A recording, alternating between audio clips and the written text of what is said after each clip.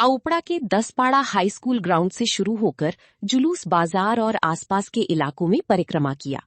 भाजपा कार्यकर्ताओं, समर्थकों और स्थानीय लोगों ने बड़े उत्साह के साथ इसमें हिस्सा लिए। राज्य में सरकार बदलने के बाद भाजपा जीत का जश्न मना रही है। इसी माहौल में भाजपा की पहल पर उत्तर दिनाजपुर जिले की चोपड़ा के 10पाड़ा इलाके में शनिवार दोपहर एक रंगारंग विजय जुलूस निकाला गया। जुलूस 10पाड़ा हाई स्कूल ग्राउंड से शुरू हुआ। वहां से 10पाड़ा बाजार समेत अलग अलग इलाकों में घूमकर जुलूस समाप्त हुआ। जुलूस में बड़ी संख्या में भाजपा कार्यकर्ताओं और समर्थक देखे गए। पूरा इलाका पार्टी के झंडे और जय श्री राम के नारों से गूंज उठा। जुलूस डीजे की धुन पर जश्न के माहौल में आगे बढ़ा।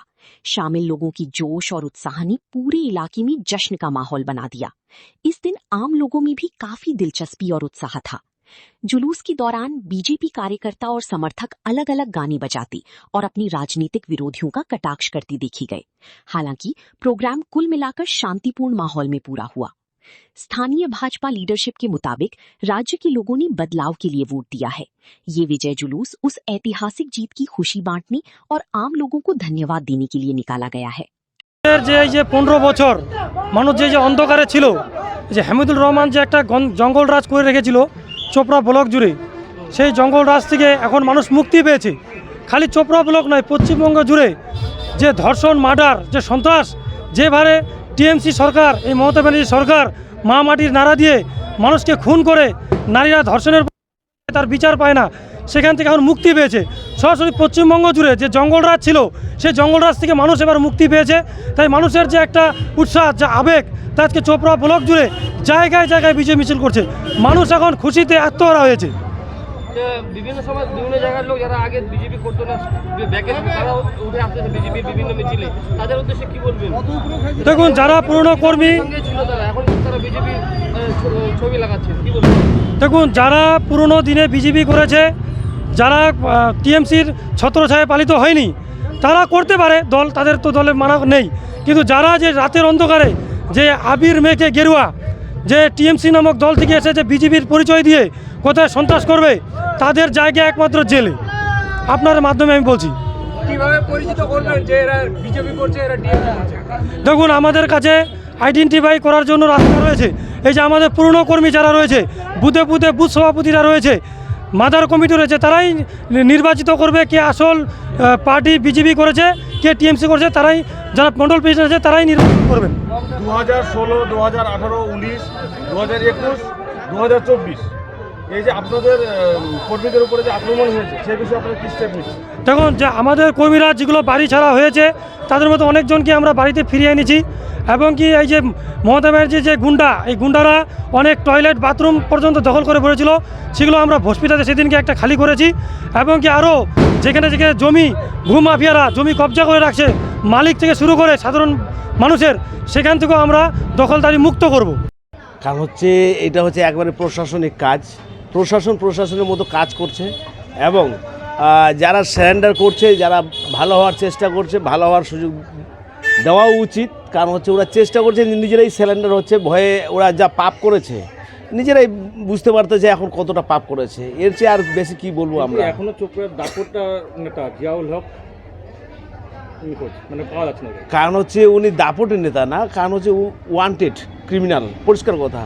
ওনার যদি ফাইল খোঁজেন আপনারা, বহু ফাইল আছে, ঠিকাদারি থেকে শুরু করে যুব কল্যাণের ক্লাব থেকে শুরু করে ফাইল খুঁজে পাচ্ছে।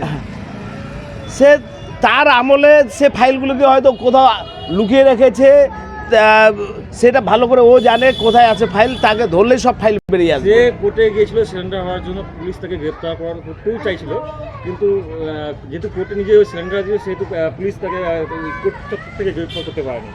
যেই কেসগুলো আছে, জনগণকে, সাধারণ জনগণকে বলবো, আপনাদের কাছে যদি দরখাস্ত বা কেস নাম্বারগুলি থাকে, সেগুলো প্রশাসনের সঙ্গে যোগাযোগ করে প্রশাসনকে দেওয়ার ব্যবস্থা করুন। এবং জিয়ালবাবু যদি অপরাধ করে থাকে, উচিত যেন বিচারটা হয় জনসাধারণের জন্য, সেটা লক্ষ্য রাখবো। জায়গায় জায়গায় বিজয় মিছিল হচ্ছে, কি বলবেন? এটা তো আনন্দের বিজয় মিছিলটা আর কি।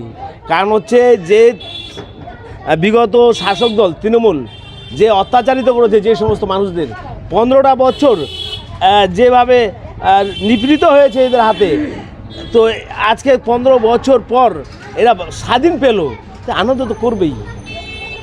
দাসপাড়া অঞ্চলের 2018 একটা মার্ডার কেসের ঘটনায় অশোক রায় সহ কংগ্রেসের বেশ কয়েকজন সিপিএম গত পরশুদিন সারেন্ডার করেছেন, কী বলবেন? এইগুলো হচ্ছে সাব জুডিস কেস, কারণ হচ্ছে দেখছে সরকার এবং ম্যাজিস্ট্রেটরা দেখছে, তদন্ত পূর্বক যদি কোনো কিছু পায় সাজা অবশ্যই হবে। দেখুন, এই পরিবর্তনটা তো অনেক আগেই হওয়া দরকার ছিল, কেন কি টিএমসি সরকার যেভাবে জুলুম করছে মানে পাবলিকদের এবং বিজেপি কর্মীদের, এই মানে পরিবর্তনটা অনেক আগে হওয়া দরকার ছিল, কিন্তু আমাদের পশ্চিমবাংলার পাবলিক বুঝেনি।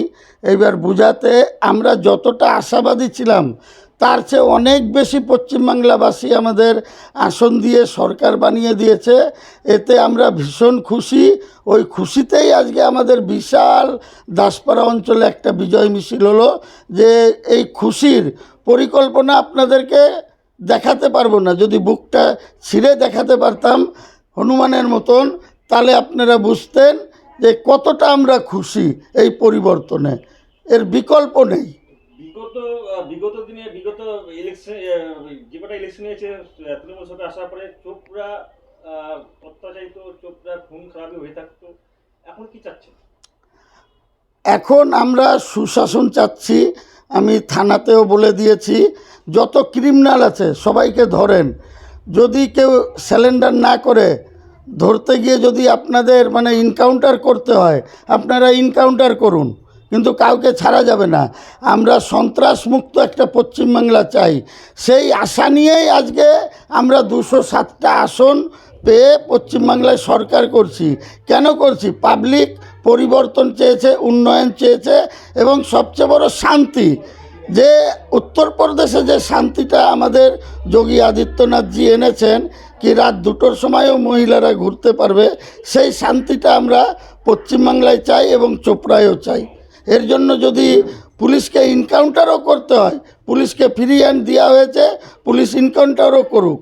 আর যত চোর গুন্ডা ক্রিমিনাল আছে এখনও সময় আছে, তোমরা স্যালেন্ডার করো, পরে কিন্তু যখন ইনকাউন্টার হবে তার বাবা মা কিছু বলতে পারবে না কেন ইনকাউন্টার হলো, কেন কি আমরা স্বচ্ছ পরিবেশ চাই। চোপড়া এবং দাসপাড়াবাসীর উদ্দেশ্যে এটাই বলবো কি আপনারা ভয়ভীত হবেন না। এখন সরকার আমাদের প্রশাসন সুন্দর কাজ করতেছে, সব ক্রিমিনালদের অ্যারেস্ট করতেছে এবং ভয়তে ক্রিমিনালগুলো কিছু কিছু স্যালেন্ডারও করতেছে। তো এই জন্য আপনাদের ভয়ের কোনো কারণ নেই।